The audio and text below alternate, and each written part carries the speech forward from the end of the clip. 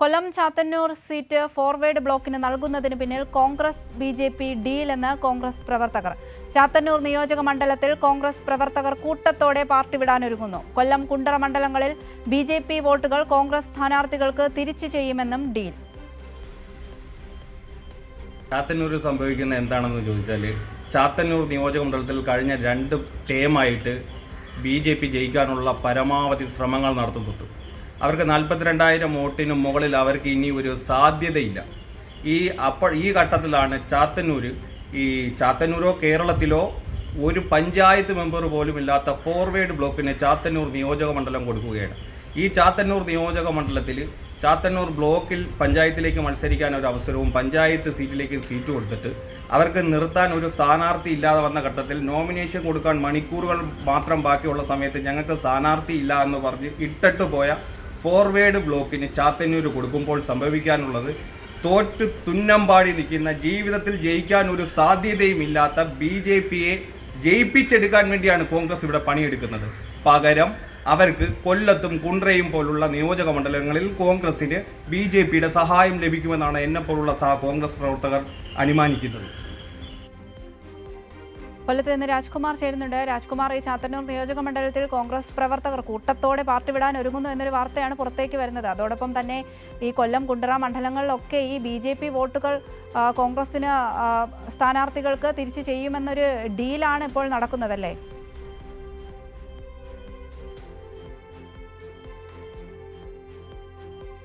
നിലവിൽ ഇപ്പോൾ ഈ പവതിക സൂചിപ്പിച്ച ചാത്തന്നൂരിൽ അവിടെ കോൺഗ്രസിന് സാധ്യതയുണ്ടെന്ന് അവർ വിലയിരുത്തിയ സ്ഥലത്ത് യാതൊരു സാധ്യതയുമില്ലാത്ത ഫോർവേഡ് ബ്ലോക്കിന് UDF-ലെ ഘടകകക്ഷി എന്ന് പറയുന്ന ഫോർവേഡ് ബ്ലോക്കിന് ദേവരാജൻ അവിടെ സീറ്റ് നൽകുന്നു. ആ സീറ്റ് നൽകിക്കൊണ്ട് അവിടെ ജയസാധ്യത ഇല്ലാതാക്കുന്നു. അതിനുശേഷം ഇപ്പോഴാണ് ഈ കോൺഗ്രസ് പ്രവർത്തകർ ഇതിൽ ആശങ്കയോടുകൂടി ഇപ്പോൾ രംഗത്ത് വന്നിരിക്കുന്നതും. ഈ ആരിഫ് അവിടുത്തെ BLA-യുടെ മാസ്റ്റർ കൂടിയാണ്. അദ്ദേഹം ഉൾപ്പെടെയുള്ളവരാണ് ഇപ്പോൾ കോൺഗ്രസ് വിടാൻ നിൽക്കുന്നത്. അവരുടെ ആരോപണം എന്ന് പറയുന്നത് ഇതൊരു ഡീലാണ്.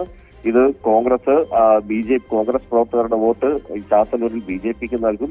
അതുപോലെ തിരികെ ബി.ജെ.പിയുടെ വോട്ട് ഈ കൊല്ലം നിയോജക മണ്ഡലത്തിലും കുണ്ട്രയിലും നൽകാനാണ് നീക്കം.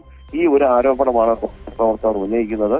കൂട്ടത്തോടെ ഈ ചാത്തന്നൂർ നിയോജക മണ്ഡലത്തിൽ നിന്ന് കോൺഗ്രസുകാർ പാർട്ടി വിടാൻ ആലോചിക്കുകയാണ്. അവർ കാര്യങ്ങൾ മുഴുവൻ നേതൃത്വത്തെ അറിയിച്ചു.